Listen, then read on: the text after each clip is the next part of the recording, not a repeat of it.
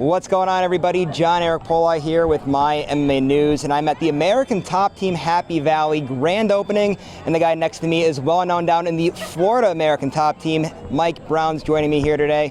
Coach, before we get into any of your fighters down there in South Florida, let's talk about what we're here for today, the grand opening of American Top Team Happy Valley. What are your thoughts on the gym now it's all said and done here? This is big. This is going to be a great recruiting pipeline or a talent pipeline. Obviously, the best wrestling program in the country is right here, and Bo Nickal is running the show. So there's no doubt this is going to be big, and this is going to be pretty special. Yeah, definitely looking forward to seeing it. And I can imagine, too, like the building right over to our left here is the actual American Top Team building. Then Dave Taylor has his wrestling academy. I kind of imagine this is all going to tie in. All the best wrestlers that want to transition to MMA are all going to be right here in the state of Pennsylvania, correct? Yeah, I mean, PA is, wrestling hotbed, and with David Taylor right here, there's going to be so many high-level wrestlers that just by accident see the place out of the corner of their eye and like, oh. And I'm sure there's a certain percentage of them that are into mixed martial arts and want to train, and maybe they don't have a good facility near where they're at, but now they're going to have really strong training and a great group of partners and coaches.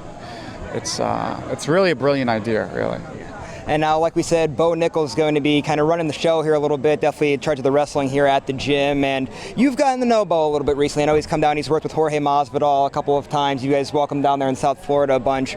Just what have you seen out of Bo so far as he starts? I know he's still in an early transition period here of MMA. I don't know what wrestling still has in store for him there, but what have you seen out of Bo as you've been working with him? Obviously, he's amazing. He's special. You can see right away he's a special athlete, and he picks things up very, very quickly. And there's a reason he was so successful in wrestling, right? It's a combination, I think, of his mind and his physical capabilities. But this guy's the future. This guy's the future, and it's going to be big. Yeah, we're definitely looking forward to see what Bo does. Now let's talk about some of the guys you have down there in South Florida. We'll start with probably the biggest name as of late, Dustin Poirier, another huge win over Conor McGregor. Next, I imagine, of course, is going to be the lightweight championship fight. I know there's still a few things on the table there. Let's talk about that last performance by Dustin. Amazing win, and it was great to see him close out that trilogy with Conor McGregor. Yeah, you said it. It was amazing to see. It was a big win. I mean, I'm assuming the title will probably be next. Who knows? I see there's some talks, maybe potentially a Nate Diaz fight. I'm sure that would do giant numbers. They were scheduled to fight before. It kind of fell through. But that would be a monster. It's something everybody want to see. Maybe they could do a welterweight. Nobody's got to cut weight. Kind of a fun fight for the fans. But I think probably first business is winning the undisputed lightweight title. And let's talk about Charles Oliveira, too, being that he is the lightweight champion. That's likely, like you said, the next matchup. Your thoughts on an early Poirier versus Oliveira matchup? I mean, like every Poirier fight, it's going to be super exciting. A lot of violence, a lot of pressure, and probably a DP finish. And one last thing regarding that Conor McGregor fight.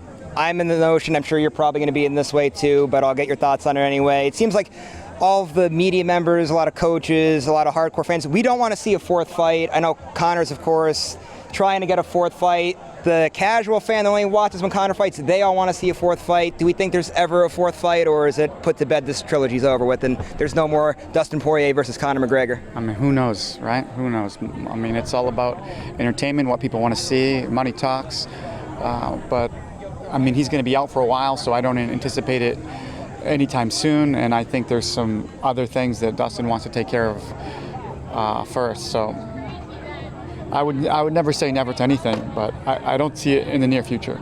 And now one of the fighters that I'm looking forward to seeing step back inside of the octagon. I'm sure she'd be happy with my outfit with Puma here. Joanna Jedrzejczyk. I know she's been out for a little while. She wanted fans to be in attendance for when she fights again. I know she's been hinting at a fight later this year. What can you tell us about Joanna? When we're going to see her again? Is it definitely going to be this year? And just her as an athlete too, and getting to work with her over the last few years. Amazing conditioning, amazing work ethic, strong, one of the strongest minds of anybody I've ever met. And she wants to still compete. She wants big fights, something meaningful, or I think she's content with what she's done. You know, if it's not a title fight, or if it's not, you know, something very big, maybe like Weili rematch, I don't think there's a lot that interests her. You know, she wants that stuff, but she's not just going to take any fight and fight for the sake of fighting. She's done so much in her career. It's going to be a special fight. But she was in the gym in Florida, American Top Team, this past month, sharpening up and keeping the ball rolling, still developing all the time, and staying fresh and in tune. Now, the thing to think with her, too, is she's definitely one of the best strawweights in the world. I know Rose Namajunas, the current champ, is up 2-0 on her. That second fight, though, I always tell people, that was a lot closer than people actually think. Joanna actually outstruck Rose every single round. That was definitely one of the tougher defeats for her.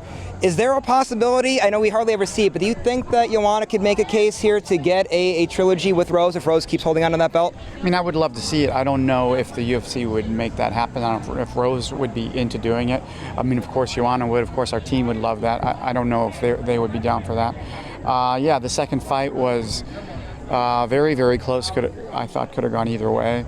I mean, I think one of the problems sometimes Joanna shows a little bit of damage, you know, so she swells sometimes a little bit easier, I think, than others, and it doesn't look good. It's not good, I think, for you know, judges' eyes. So sometimes that can sway the judges, even though maybe you're outstriking your opponent. The swelling in the face or a bloody nose, something like this, can really swing the scoring. And but she's obviously as talented and can beat anybody on the planet. So. All right, Coach, I got two more fighters that I want to ask you about. One more UFC superstar here, Jorge Masvidal. What's next for him?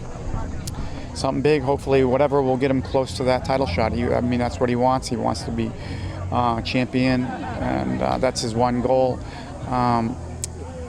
Who knows what it will be? Maybe somebody like Gilbert, maybe Edwards, maybe Luque, you know, top guy, top 5 guy, somebody tough, somebody good, somebody that's where a win will mean something and get him right back to that title contention, into that spot. And then finally, last guy that I want to ask you about, and if you guys aren't familiar with this name, I suggest you go check him out now, Cody Law. He's in Bellator MMA. I've been covering him since the beginning here. What a talent. It's going to be great to see what he does here in the future. A lot of people have him pegged as the future Bellator champion for sure. Who knows what he's going to do after that, but the talent is all there in this kid. He's currently 4-0. You've been working with him since day one. He credits you for all of the success that he has. Just tell everybody about Cody and what you think of the future has in store for him. I know I speak very highly of him, but you're the coach. No, he's the future. He's a great, brilliant student of the game. You know, this kid's all in. It's all he thinks about, and he has everything that it takes to be #1 on the planet. You know, started young. He's got the great genetics. Strong wrestling background. The kid was a national champion in the sport of wrestling, and he's in the right place, the right mindset, and